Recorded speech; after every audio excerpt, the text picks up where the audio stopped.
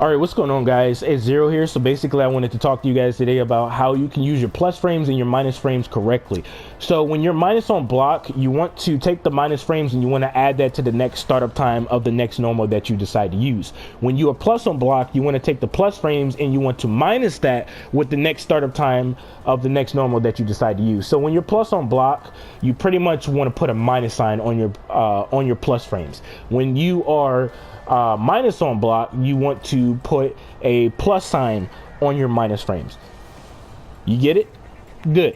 Okay, so now when you're plus on block, you got two different options that you can do. You can either bait the opponent for a whiff punish, which more than likely they're going to disrespect your plus frames, which is not a good idea against Liu Kang when he's up close and personal.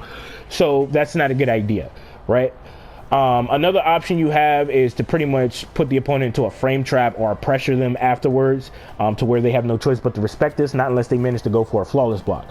When you're minus on block, you can go for this thing called Abare. So I'm going to talk about the second thing about Abare. The second part about Abare is that you can get crazy amounts of damage off of one stray hit, right? So if I was to do this with Liu Kang, that's 23% off of one jumping kick, right? If I was to do this with Liu Kang, I get the same outcome, right? And plus the corner carry, right? But if I decided to do some advanced shit, right, I can get pretty much 30% if I can get it. Come on. Okay, come on. I gotta delay it. There we go. I had to delay it. 29% off of one straight hit. That's a crazy amount of damage off of one jumping kick. You get what I'm saying? So I'm going to talk about the other part of Abare.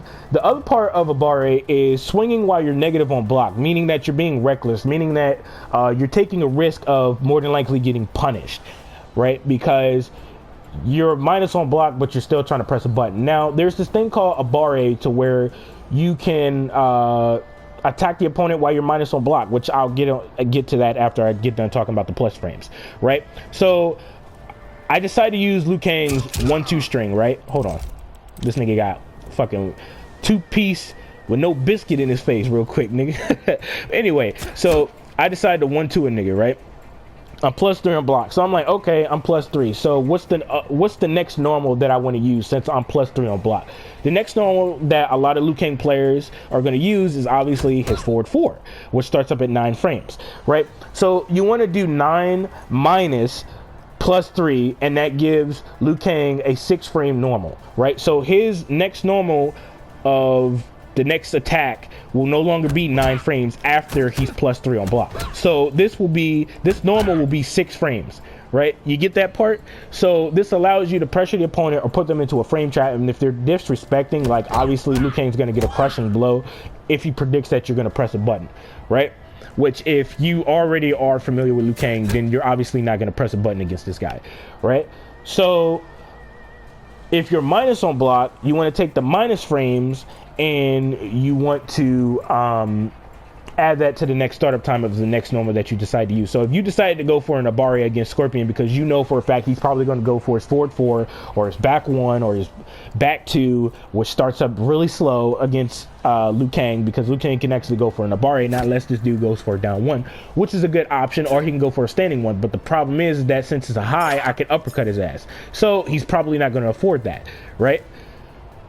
So you have to make a good read when you try to do the Abare, because if the opponent decides to go for a down 1, then you pretty much gave him the hit advantage and you have no choice but to block, depending on what the opponent does, right? Because if they block and they try to go for a throw, you can obviously uppercut them. If they try to go for another high and they don't time it correctly, then obviously you can punish them and stuff like that.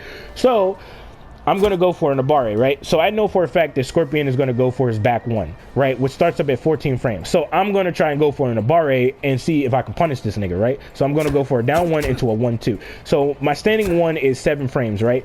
And my down 1 is minus 4. So what do we have to do here, guys? Anyway, so when you're minus 4 on block, you want to take the minus 4 frames and you want to add that with the next startup time of the next normal that you decide to use, right? So Liu Kang's 7-frame move after he's minus 4 on block is no longer 7 frames. It's actually 11 frames. So I'm going to go for an Abare on Scorpion, right? And since Scorpion's startup time is so slow, I can actually go for my forward 4, right? So I'm just going to go for the 1-2 string, right? So we do 7 plus -4, and that gives us what? Boom, boom, boom. That gives us 11 frames on startup. If Scorpion goes for his back 1, which is a mid, I can go for my 1-2 and pretty much get a punish on him, and he's not going to be too happy about it. So here we go. See how Scorpion is getting beat out? You see how Scorpion is getting beat out every single time? This is not good. So, see how like Scorpion's getting beat out? Now, obviously, you can back up and whiff punish Liu Kang, or if you predict that he's going to go for a high, you can do that. But if you press a normal afterwards, you better be on point, especially if you're going for a standing normal. So, what can Scorpion do to pretty much beat Liu Kang at this Abare situation that he has Scorpion in? Very simple, down 1, very simple. He can uppercut, very simple. He can go for a standing 1 because his standing 1 starts up at 7 frames, right? So you got to be on point because Liu Kang can more than likely beat you out, and that's not going to be good. So Scorpion can do this, and then he can go into his little fancy ass combo, and then he can get a crushing blow on Liu Kang and call it a day and have a field day with Liu Kang's face. So this is all I really had to say about Abare. Pretty much using your minus frames to your advantage. You know, pretty much talking about the plus frame situation in the game. That's all I really had to talk about, really. This is pretty much how you use your plus frames and your minus frames correctly in Mortal Kombat 11, Mortal Kombat X, MK9, Injustice 1 and 2. Any fighting game that involves frame data. Same thing with Street Fighter, right? The same concept applies with Street Fighter as well. So hopefully this video helped you guys out a lot. Yeah, that's all I really had to say, man. Hopefully everybody's having a good day out there. Catch you guys in the next video. Peace.